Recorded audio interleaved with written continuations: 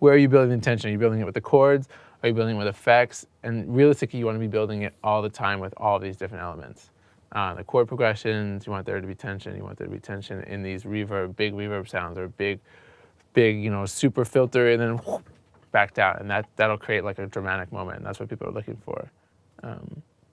So it's just throw some reverb on that.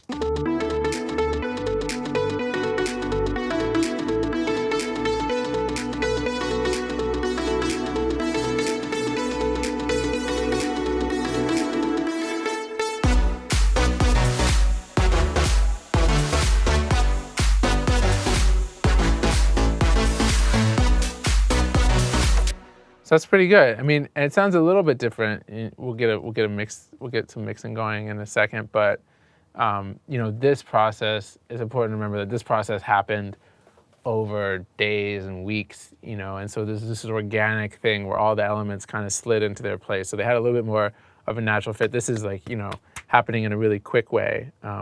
We're recreating this, so there's some things that'll be slightly different just because it takes time organically for the tracks to meld together. You could just sometimes we sit on tracks for months.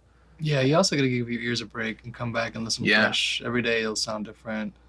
You might get inspired one day from a different kind of record. I mean, so many factors influence it. So if you sit with it, the longer you sit with it, I mean, don't wait too long, but the longer you sit with it, the better you're gonna be